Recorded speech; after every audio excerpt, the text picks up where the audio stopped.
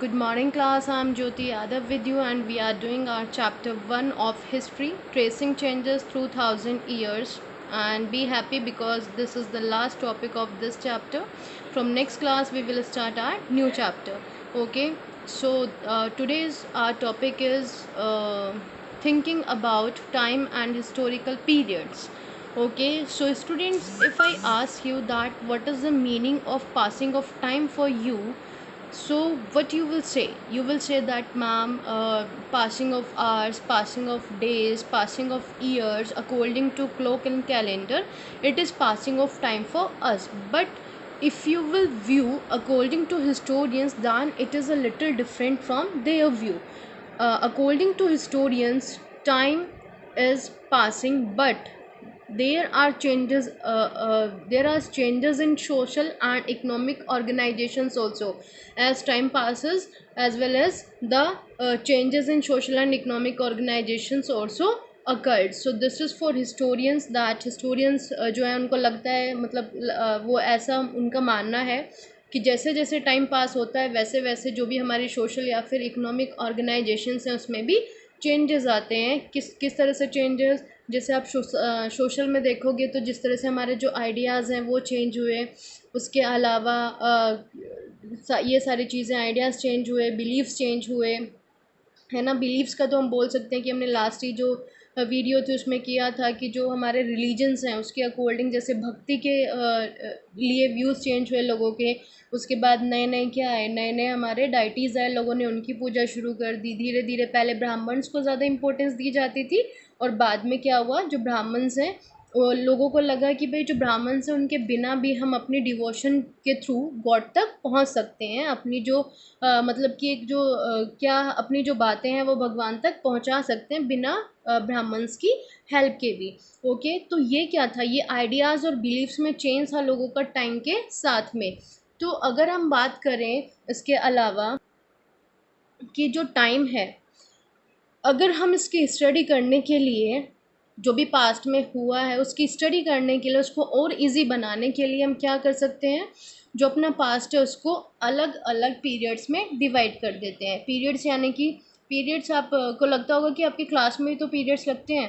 जैसे आपका मैथ्स का पीरियड हो गया, आपका साइंस का हो गया, आपका हिंदी इंग्लिश, ये सारे पीरियड्स। तो आपका जो पीरियड हिंदी का होगा आप उसको बोलोगे हिंदी पीरियड, जो आपका इंग्लिश होगा उसको बोलोगे इंग्लिश पीरियड। तो यहाँ पर भी क्या था कि जैसे जैसे जिसका रूल आता गया या फिर जो भी चेंजेस होते गए उनके अकॉर्डिंग जो हिस्टोरियंस थे या फिर जो भी पीपल थे उस टाइम पर, उन्होंने क्या किया, जो हमारी हिस्ट्री है, जो टाइम है, उसको पीरियड्स में डिवाइड कर कर उसकी स्टडी की है ताकि वो हिस्टोरियंस के लिए ईजी रहे। ओके, तो अब हुआ क्या, जब मिडिल पीरियड आया तो 19th सेंचुरी थी और ब्रिटिशर्स इंडिया में आ चुके थे। तो जो ब्रिटिश हिस्टोरियंस थे उन्होंने जो हिस्ट्री थी इंडिया की उसको 3 पीरियड्स में डिवाइड किया। पहला हिंदू, दूसरा Muslim and third was British. तो इस तरह से 3 पीरियड्स में उन्होंने डिवाइड किया किसको, इंडिया की हिस्ट्री को, हिंदू, मुस्लिम एंड ब्रिटिश। ये जो डिवीज़न था ये किन बेसिस पर उन्होंने डिवीज़न किया था, ये डिवीज़न किया था उन्होंने आइडियाज़ के बेसिस पर। रिलीजन, जो रूलर्स होते थे उनका क्या रिलीजन था और क्या क्या उस टाइम पर हिस्टोरिकल चेंजेस हुए जो इम्पोर्टेंट हैं, उनके बेसिस पर इन्होंने क्या किया कि उसको मतलब कि पीरियड्स में डिवाइड कर दिया। उसके अलावा क्या क्या ऐसे मेन डेवलपमेंट, मेजर डेवलपमेंट्स हुए इस टाइम पर, इकोनॉमी में भी, सोसाइटी में भी, कल्चर में भी। तो इन सब के बेसिस पर जो ब्रिटिश हिस्टोरियंस थे उन्होंने हमारी हिस्ट्री को, इंडिया की हिस्ट्री को 3 पार्ट्स में डिवाइड किया, हिंदू, मुस्लिम और ब्रिटिश। अब ये जो डिवीज़न था, इससे क्या हुआ कि हमारा जो रिच कल्चर था, हमारी जो डाइवर्सिटी है वो कहीं ना कहीं इग्नोर हुई, क्योंकि हमने उसके बेसिस पर इसको डिवाइड नहीं किया, बल्कि इसको हमने धर्म या फिर जो पीपल यहाँ पर आए उनके रिलीजन के अकॉर्डिंग इसको डिवाइड कर दिया। अब क्या होता है कि कुछ जो हिस्टोरियंस हैं वो तो इस पीरियड जिस तरह से डिवाइड किए हैं ये पीरियड्स, ब्रिटिशर्स ने उसको अडप्ट किया, कुछ ने तो, लेकिन कुछ ने इसको अडप्ट नहीं किया। ओके, तो यहाँ पर क्या है, एक जो ब्रीफ दिया गया है, एक इंट्रोडक्शन टाइप दिया गया है, एक समरी है आपकी इस पैराग्राफ में कि आपने लास्ट ईयर क्या पढ़ा और आप इस क्लास में आप क्या पढ़ोगे। तो बेसिकली उसी से आपको इंट्रोड्यूस कराया जा रहा है। Okay, so now come to the next paragraph.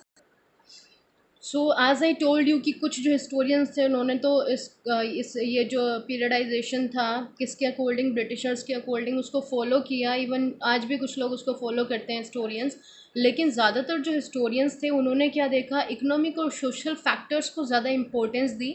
उनके बेसिस पर जो भी मतलब कि चेंजेस आए पास्ट में, उनके बेसिस पर उन्होंने स्टडी की।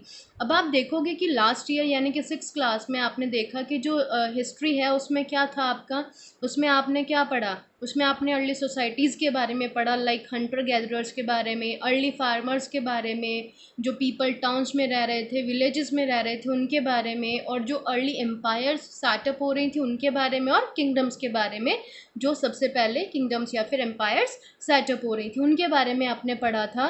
तो अब यहाँ पर आप क्या करोगे, वो तो आपकी एंशियंट हिस्ट्री थी, लेकिन इस क्लास में the histories you will be studying this year are often described as medieval. तो इस क्लास में जो 7th क्लास में आप हिस्ट्री पढ़ोगे उसको मीडिएवल हिस्ट्री कहा गया है। और आप देखोगे कि जो पीजेंट सोसाइटीज़ थी वो किस तरह से स्प्रेड हुई, उसके अलावा जो रीजनल और जो इम्पीरियल स्टेट्स थे उनकी फॉर्मेशन कैसे हुई। और आप देखोगे कि जो डेवलपमेंट्स हैं यानी कि जो हिंदुज़्म है उसमें डेवलपमेंट हुए, जो इस्लाम थे ये मेजर, यानी कि जो हिंदुज़्म था और जो इस्लाम था वो मेजर यानी कि मुख्य रिलीजन थे इस टाइम पर, वो आए यहाँ पर इंडिया में, उनके बारे में आप पढ़ोगे। और उसके अलावा उसके साथ साथ आप यूरोपियंस के बारे में भी पढ़ोगे कि जो यूरोपियंस थे उनकी ट्रेडिंग जो कंपनीज थी वो किस तरह से है, किस तरह से उन्होंने बेसिकली, ये तो आप अगली 8th में पढ़ोगे, नेक्स्ट क्लास में जाके पढ़ोगे कि किस तरह से उन्होंने इंडिया के ऊपर रूल किया, लेकिन किस तरह से वो यहाँ पर आए, क्या टेक्निक्स उन्होंने अपनाई, क्या ट्रिक्स उन्होंने अपनाई इंडिया में एंटर करने के लिए, आए वो किस पर्पज़ के लिए थे। और आप 8th तक जाते जाते फाउंड आउट करोगे कि बेसिकली आए तो वो ट्रेडिंग पर्पज़ के लिए थे, लेकिन धीरे धीरे वो यहीं पर सेटल हो गए और हमारे ऊपर डोमिनेशन स्टार्ट कर दिया। तो उन्हीं यूरोपियन ट्रेडिंग कंपनीज़ के बारे में हम पढ़ेंगे आपकी 7th क्लास में। तो यहाँ पर बात करते हैं उसके अलावा कि जो 1000 ईयर्स थे, लास्ट जो 1000 ईयर्स थे इंडियन हिस्ट्री में, उसमें क्या क्या चेंजेस आए।